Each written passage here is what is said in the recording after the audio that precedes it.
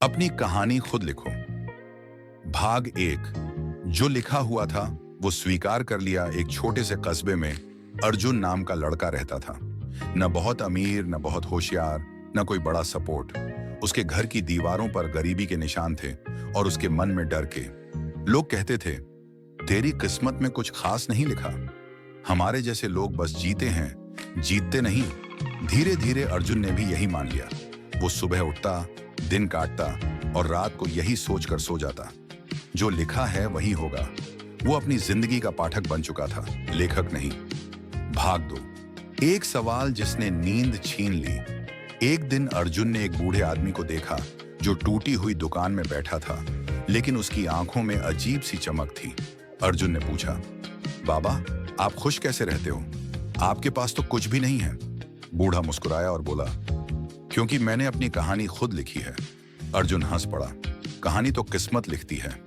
बूढ़े ने उसकी आंखों में देखते हुए कहा, नहीं बेटा, किस्मत सिर्फ पहला पन्ना लिखती है, बाकी पन्ने डरपोक लोग खाली छोड़ देते हैं। उस रात अर्जुन सो नहीं पाया।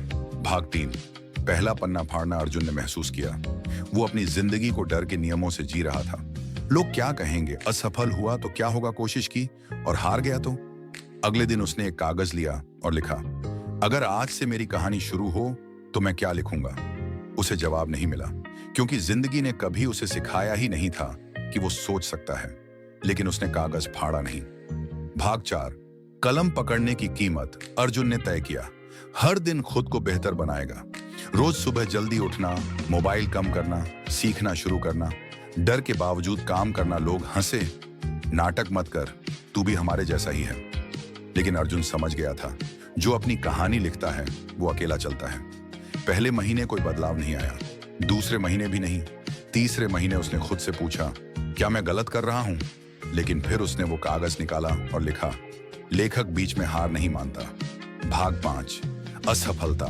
कहानी का सबसे जरूरी चैप्टर। अर्जुन ने एक काम शुरू किया, पूरी मेहनत की और वो बुरी तरह असफल हो गया। पैसे गए, सम्मान गया, लोगों की हंसी लौटी। उस रात वो रोया, लेकिन पहली बार उसने खुद से कहा, ये अंत नहीं है, ये सिर्फ एक चैप्टर है। यहीं ज्यादातर लोग रुक जाते हैं, लेकिन अर्जुन ने लिखा, चैप्टर 6, मैं फिर उठूंगा।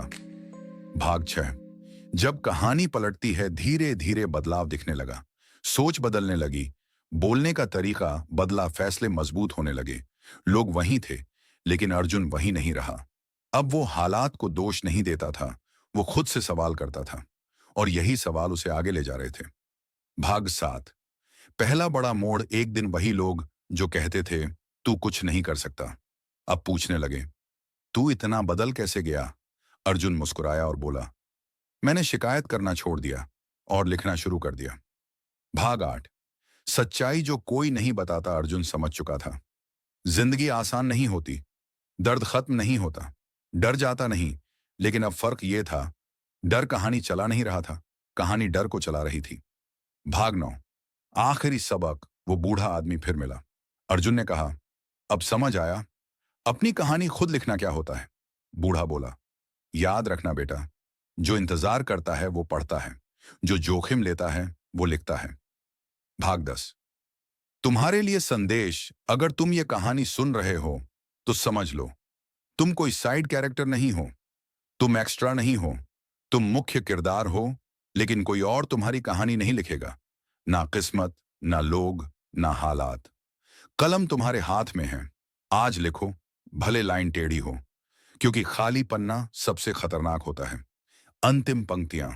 जिस दिन तुमने खुद को लेखक मान लिया, उस दिन किस्मत ने नौकरी छोड़ दी।